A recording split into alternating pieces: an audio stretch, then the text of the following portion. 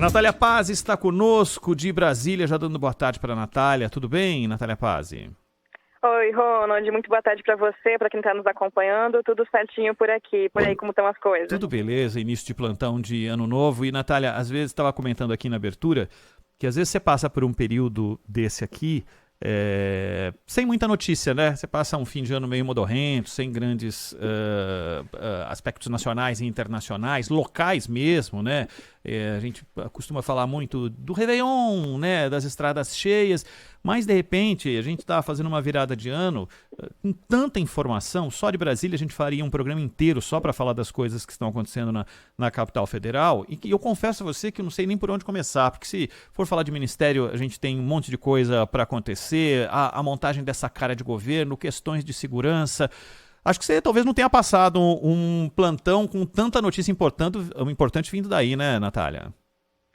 É um fim de ano bem atípico, a gente pode dizer, viu, Ronald, com essa mudança de governo, uma mudança bem diferente do que a gente estava já acostumado nos últimos anos, que a gente tinha aí uma transição de governo um pouco mais tranquila. Essa está sendo bem diferente, né? Nos últimos meses, a gente pode dizer assim, não faltou notícia aqui em Brasília, e nessa última semana do ano também não está faltando, até porque no próximo domingo teremos posse presidencial aqui em Brasília e a esplanada dos ministérios, né, para a gente dar aquele spoiler, aquela dica para quem está nos acompanhando. A esplanada ainda não está fechada e essas negociações continuam acontecendo aqui em Brasília.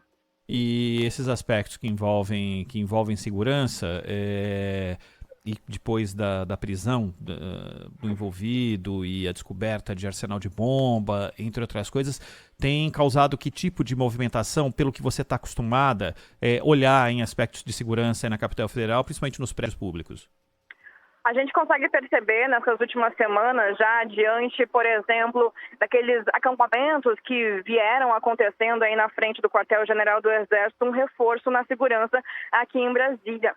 E isso não mudou nos últimos dias, muito pelo contrário. Inclusive, hoje mais cedo, a gente teve uma coletiva que aconteceu aqui em Brasília com o futuro ministro da Justiça, Flávio Dino, ao lado do governador aqui do Distrito Federal, Ibanez Rocha, para falar desse reforço de segurança, levando em consideração também essa tentativa aí de um atentado com bomba aqui na capital federal no último fim de semana. E o Dino acabou afirmando aí que a posse vai acontecer de qualquer maneira. O que está em discussão agora é se Lula vai usar o carro normal, o carro aberto, o Rolls Royce presidencial, ou se ele vai usar uma espécie de papamóvel, né, que seria um carro blindado com proteção, e isso vai caber a Lula decidir.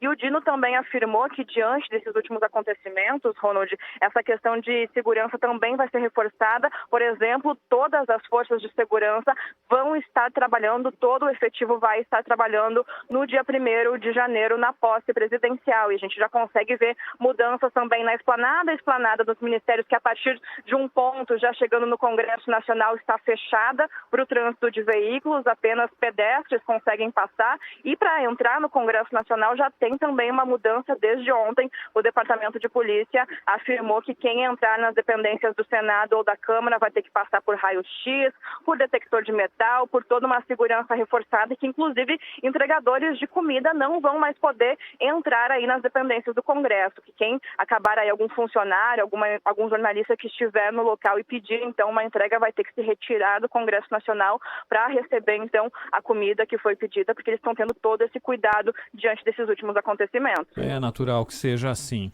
Ô, Natália, as negociações continuam e espera-se o anúncio de Simone Tebet como ministra, e uma série de articulações, porque não está se pensando só no governo de agora, está se pensando no futuro, o ministério que pode deixar a Tebet em evidência, algum contraponto com o ministro já escolhido para a área da Fazenda, que é Fernando Haddad. Como é que está essa situação? Olha, Ronald, inclusive a expectativa é pela chegada da senadora Simone Tebet ainda hoje, nos próximos minutos, muito provavelmente, aqui no hotel em que Lula fica hospedado na região central de Brasília, para a última reunião de definição de anúncio oficial dela como ministra do Planejamento. Inclusive, hoje mais cedo, quem falou com a gente aqui no hotel foi o futuro ministro das Relações Institucionais, o Alexandre Padilha, que disse que Lula, o governo eleito, já recebeu uma sinalização positiva por parte do presidente do MDB de que Simone Tebet vai sim aceitar comandar o Ministério do Planejamento. Então só falta essa última reunião entre Lula e Tebet, que deve acontecer ainda hoje, para esse anúncio se tornar oficial. E essas negociações, elas acontecem já há muitos dias, a gente pode dizer assim, né? O convite a Tebet aconteceu na última sexta-feira e ontem o Lula teve uma reunião aqui em Brasília com o Fernando Haddad, o futuro ministro da Fazenda, para tratar desse assunto, porque essa pasta do planejamento, o Ministério, ele vai estar, de certa maneira, vinculado aí ao Ministério da Fazenda, que vai ser comandado por Haddad, já que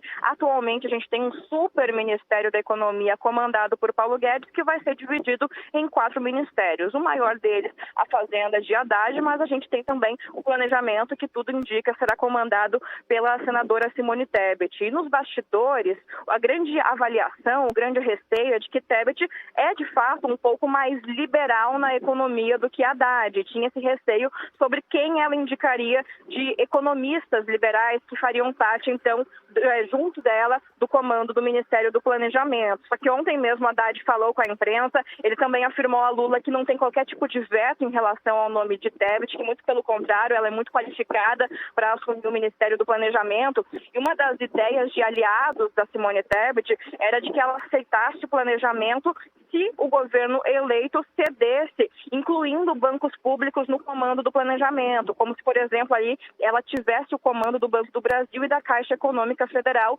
no guarda-chuva do planejamento, que atualmente está aí justamente no comando de Fernando Haddad, já agora em janeiro de 2023. O governo eleito descartou essa possibilidade, daí se falou muito sobre colocarem o controle do Programa de Parcerias de Investimentos, do PPI, sobre os cuidados do planejamento. Num primeiro momento, essa ideia agradou ambos os lados, mas de acordo com o Padilha hoje, não tem qualquer tipo de acordo. O PPI não vai ficar com o planejamento, vai ficar com a Casa Civil. Os bancos públicos também não vai ficar aí com o planejamento, vai ficar no guarda-chuva da Fazenda, e que Tebet teria aceitado assumir o planejamento nesse organograma, nessa ideia inicial do planejamento. Lembrando, inclusive, Ronald, que desde o início desse governo de transição, do governo Lula, o petista veio falando que quem comandasse aí o Ministério do Planejamento, viesse a assumir o Ministério, teria que assumir aí, estando muito alinhado e afinado com Fernando Haddad, que inclusive chegou agora há pouco aqui no hotel, não tem previsão de fala,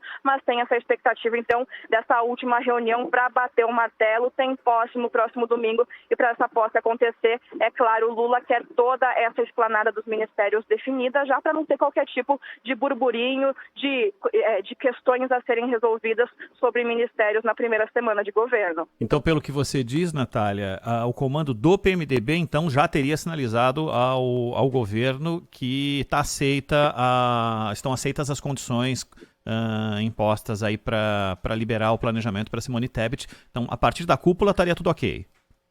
É isso, até porque, Ronald, a gente lembra que o nome de Simone Tebet entraria na esplanada de Lula pela cota pessoal dele, não seria a indicação do MDB. O MDB disse que se Lula quisesse, de fato, aí colocar Simone Tebet no ministério, seria uma indicação dele, que o MDB da Câmara e o MDB do Senado ainda teriam 2 indicações a fazer, 2 ministérios que seriam comandados ainda pelo MDB, mais esse, então, o planejamento pela Simone Tebet. O Padilha disse que o presidente do MDB, o Baleia Rossi, afirmou já, relatou ao presidente eleito Lula que Tebet aceita o planejamento nessas condições originais do planejamento, sem PPI, sem bancos públicos, o organograma, a estrutura inicial já prevista do planejamento. Então ela deve de fato aceitar, deve de fato estar aí à frente do planejamento, e se isso acontecer, Ronald, teremos 3 possíveis presidenciáveis para 2026, tratando aí da área econômica. A Simone Tebet, o Fernando Haddad e também o vice-presidente Geraldo Alckmin, que também vai assumir uma dessas pastas econômicas. Então é um trio presidenciável que vai ter que trabalhar lado a lado, mas que também já estão visando aí 2026, já que o presidente eleito Lula disse que não vai querer disputar a reeleição, mas ele vai, claro, querer aí bancar um nome, fortalecer um nome dele, um nome apoiado por ele para poder sucedê-lo em 2026. Então essas negociações estão acontecendo, e uma outra questão que, além de Simone Tebet, outros 15 nomes ainda precisam ser anunciados. Esses anúncios devem acontecer até quinta-feira. Perfeito. Natália Pazzi, de Brasília, destrinchando, esmiuçando tudo que acontece na questão mais importante desse momento, que é a definição dos ministérios, e a pauta mais importante envolvendo ministérios é a definição para onde vai Simone Tebet. Natália, bom trabalho aí para você. Até mais. Um abraço, até mais.